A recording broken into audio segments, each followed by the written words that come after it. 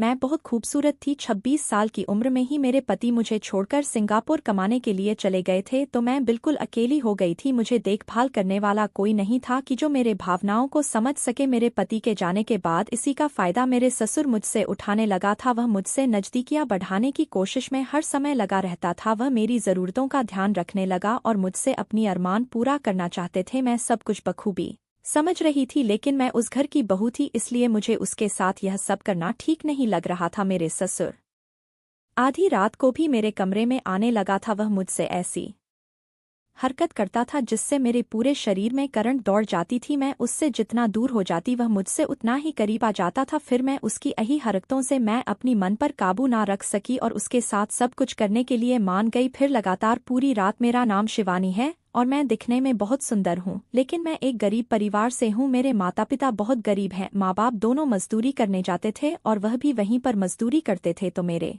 माता पिता ने मजदूर का लड़का देखकर मेरी शादी उससे करवा दी थी। मेरे ससुराल के लोग बहुत अच्छे थे, मुझे किसी चीज़ की कमी नहीं होने देते थे और मेरे पिता भी मुझे बहुत प्यार करते थे। मैं बहुत खुश थी, मुझे इतना अच्छा ससुराल मिला था, क्योंकि जब एक गरीब घर की लड़की अच्छे घर में जाती है तो वह कई तरह के सपने देखने लगती है। उनमें से मैं भी एक थी जो बहुत तरह के सपने देखने लगी थी। मेरे ससुराल में सबसे अच्छी बात यह थी कि वह दहेज नहीं मांगते थे। उन्होंने मेरी शादी में दहेज लेने से इनकार कर दिया था। यह देखकर मेरे माता पिता बहुत खुश थे। वैसे भी मेरे माता पिता की इतनी हैसियत नहीं थी कि वह दहेज दे सके, तो मैं देखने में बहुत खूबसूरत लगती थी, जिसकी वजह से लड़के वाले मान भी गए थे। अच्छा रिश्ता था, इसलिए मेरे माता पिता 1 महीने के अंदर मेरी शादी करवा रहे थे और मैं अपने ससुराल आ चुकी थी। मेरे पति का नाम अमन था, वह भी बहुत अच्छे और सीधा साधा इंसान थे। मैं ससुराल में मेरे सास ससुर के अलावे मेरा एक ननद भी थी जो मेरी ही उम्र की थी और वह भी देखने में बहुत खूबसूरत थी। इतना अच्छा परिवार में बहुत ही खुश थी। मेरी ननद का नाम नेहा था, वह भी पढ़ाई कर रहा था, लेकिन मेरी पति सिंगापुर में काम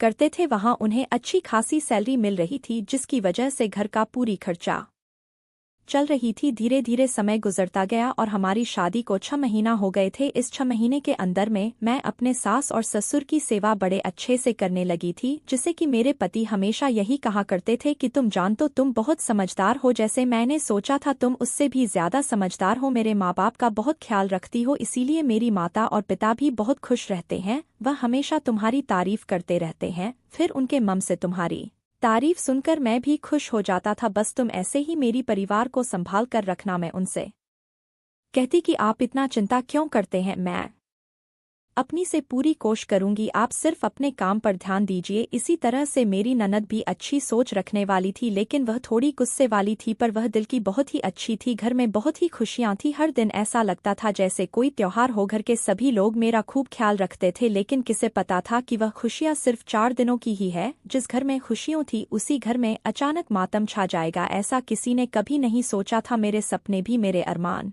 सब के सब बर्बाद हो जाएंगे, यह तो मैंने कभी सोचा ही नहीं था। एक गरीब घर से इस घर में आई थी, यह सोचकर मैं बहुत खुश थी, लेकिन कुदरत ने मेरे साथ ऐसा घटना घटाया कि वह सारे के सारे सपने धरे रह गए थे। एक दिन जब मेरे पति अपने काम के लिए गए तो रास्ते में ही उनका रोड एक्सीडेंट हो गया था और उनकी मौत हो गई। जब यह खबर हम सबको मिली तो जैसे हम सबके पैर तले जमीन खिसक गई थी। मैं अभी 26 साल की थी और मैं विधवा हो गई थी। मेरी शादी को अभी 6 ही महीने हुए थे। मेरे हाथ की तो मेहंदी भी नहीं छूटी थी। मैंने तो अभी अपने पति के साथ जी भर के प्यार भी नहीं किया था, ना ही अभी मेरे कोई सपना और अरमान पूरे हुए थे, लेकिन भाग्य ने मेरे साथ ऐसा खेल खेला, मेरे जीवन का मतलब भी बदल गया था। ऐसे सदमे में चली गई थी जिससे कि बाहर निकलना बहुत ही मुश्किल हो गया था। मैं यूं ही बैठी रोती रहती थी कि तभी कुछ औरत आकर मेरी मांग का सिंदूर धोने लगी थी। मुझे इस तरह से देखकर मेरा ननद फूट फूट कर रोने लगा। कुछ लोग हमें तसल्ली दे रहे थे। इस घटना को 1 महीने गुजर गए थे। अब मैं देख रही थी कि मेरे सास ससुर का रवैया मेरे प्रति बदलता जा रहा था। वह पहले जैसा मुझसे व्यवहार बिल्कुल भी नहीं करते थे। मैं भी क्या कर सकती थी, क्योंकि मेरी तो दुनिया ही लूट चुकी थी। जब तक पति थे सब मुझे मान सम्मान मिल रहा था, लेकिन अब पति के जाने के बाद सब कुछ उल्टा चल रहा था। घर में बस एक ननद ही थी जो मेरी तकलीफों को अच्छे से समझ रहा था, लेकिन वह भी बेचारी क्या कर सकता था। मैं अपने कमरे में बैठी यह सोच रही थी कि मैं अपने माँ बाप के पास चली जाऊं, लेकिन अब मैं उन्हें और तकलीफ नहीं देना चाहती थी, क्योंकि अभी मेरी बहन कुंवारी बैठी थी। ऊपर से मैं भी उनके पास चली जाती तो उनकी तकलीफ और ज्यादा बढ़ जाती, क्योंकि उनके पास पैसे की बहुत ज्यादा कमी थी। फिर मैंने सोचा कि नहीं, अब मैं अपने माँ बाप के ऊपर बोझ नहीं बनूंगी। अब चाहे जो भी हो मैं यही इस घर में रहकर ही सब कुछ सहन करूंगी, क्योंकि इस घर की बहू थी, इसलिए मेरा भी इस घर में अधिकार था। मैं भी तो यही सोचकर आई थी कि मैं अपने ससुराल को हमेशा संभाल कर रखूंगी, लेकिन अब हालात ही कुछ और हो गए थे। लेकिन मेरी ननद इस बात को बखूबी समझ रहा थी कि फिर उसने अपनी पढ़ाई बंद कर दी और अपने लिए नौकरी खोजना शुरू कर दिया था। वह मुझे समझता था कि भाभी आप ज्यादा परेशान मत होइए, क्योंकि मेरे पति को जाने के बाद मेरा ससुर की नज़र मेरे पर थी। हमेशा से ही वह मुझे एकलौता ऐसा इंसान था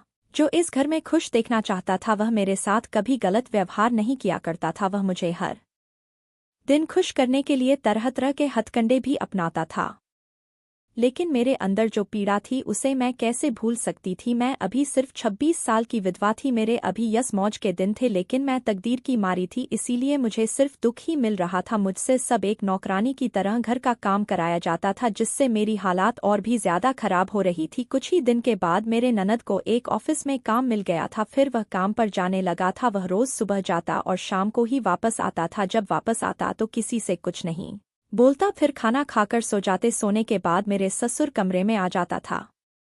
कमरे में आने के बाद वह मुझसे बातें करने लगता। वह मेरे लिए चोरी चुपके कुछ ना कुछ खाने की चीजें जरूर लेकर आता था। मैं उससे कहती थी कि आप मेरे लिए ये सब मत लाया करो, कहीं गांव समाज को पता चल गया तो वह हमारे बारे में गलत सोचेंगे। कि मेरी बातों को सुनकर वह कहता कि तुम फिक्र मत करो, बस अपना ध्यान रखिए, क्योंकि तुम घर के सारे काम को अकेले करते हैं और सास का ताना भी सुनती है, फिर भी तुम पलटकर कभी भी उन्हें कोई जवाब नहीं देती। अगर इस घर में कोई और होता तो अब तक ना जाने कितना झगड़ा कर चुका होता। मुझे हर तरह से समझाने का प्रयास करता था, फिर मैं भी क्या कर सकती थी, उसकी बातों का मान रखना ही पड़ता था, क्योंकि जो इंसान हमारी कदर कर रहा था, अगर मैं उसकी कदर ना करती तो मेरी पसली और भी बढ़ जाती। दिन गुजर रहा था, मुझे हर दिन अपने सास के ताने सुनने पड़ रहे थे, लेकिन मैं सास को कुछ नहीं कह पाती थी। मुझे पता था कि अगर मैं सास से ज्यादा कुछ कहूंगी तो वह मुझे और ज्यादा जलील करेगी, इसीलिए मैं चुपचाप उनकी बातों को सुन लेती थी। सोमवार का दिन था, उस दिन मेरे ननद ऑफिस चले गई थी। उस दिन मैं घर के सारे काम निपटाने के बाद अपने कमरे में लेटी